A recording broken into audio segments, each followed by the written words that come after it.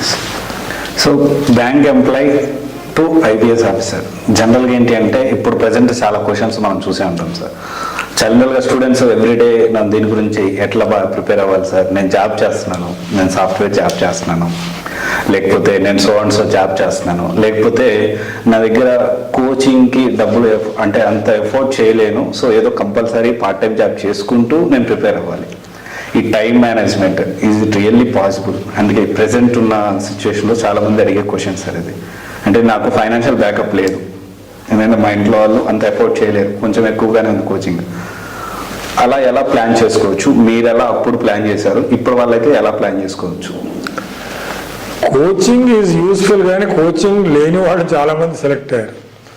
ఉదాహరణకు ఈ 2021లో సెలెక్ట్ ఇవాళ పొద్దున్న వచ్చిన రిజల్ట్స్లో నేను 220 మందికి మాక్ ఇంటర్వ్యూస్ చేశాను. అందులో 93 మంది సెలెక్ట్ అయ్యారు. అంటే ఆల్ ఇండియా లెవెల్ ఇది. సో అందులో యూపీలో ఒక అబ్బాయి, అతను ఓన్లీ బిఏ, ఇంకేం లేదు అతను కోచింగ్ లేదు, ఏం లేదు. అతను ఒక పల్లెటూరు మనిషి, బట్ అతను సెలెక్ట్ అయ్యాడు. అట్లాగే ఫస్ట్ అటెంప్ట్లో ఇవాళ ఏకేఎస్ అకాడమీ వాళ్ళ ఇంటర్వ్యూలో చూశాను ఆ అమ్మాయిని. She an architect who studied in Nagpur. మరి ఆమె శ్రీజ గారు. సో ఆవిడ అప్పుడే మరి సెలెక్ట్ అయింది. సో దీనికి రూల్స్ అంటే ఏమి ఉండవండి. కోచింగ్ ఉంటే ఎస్ ఇట్ హెల్ప్స్, కోచింగ్ లేకపోయినా చాలామంది సక్సెస్ఫుల్ అయ్యారు. అయితే ఒకటి, ఫినాన్షియల్గా మీరు ఒకరిని ఎవరినైనా పోషించవలసిన బాధ్యత ఉంటే అది కష్టమే.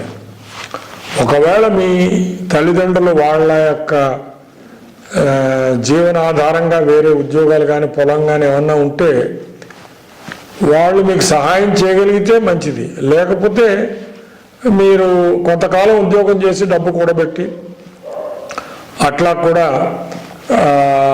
ఒక 2-3 ఏళ్ళలో ఇన్ఫోసిస్లో ఒక యాంటనీ అని ఒక ఆయన నా స్టూడెంట్ పనిచేశాడు.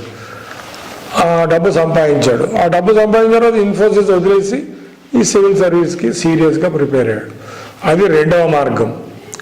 3వ మార్గం, ఉద్యోగం చేస్తూ కూడా చేసేవాళ్ళు చాలామంది ఉన్నారు. అయితే అల్టిమేట్గా మీకు ఆ డీప్ డిజైర్, ఆ ప్యాషన్ ఎంత ఉన్నది అనే దాన్ని బట్టే ఉంటుంది. మీకు ఎలాగైనా సాధించాలి అనే కోరిక ఉన్నప్పుడు ఇవన్నీ సాధ్యం. కోరిక ఏదో ఎక్స్టర్నల్ అయితే, అంటే తల్లిదండ్రులు అడిగారు కాబట్టి, లేక ఏదో సమాజంలో మనకు గౌరవం బాగుంటుంది కాబట్టి అందుకోసం మనం ట్రై చేస్తున్నాము, అలాంటి ఉద్దేశాలు ఉంటే కొంచెం సక్సెస్ రేట్ తక్కువ.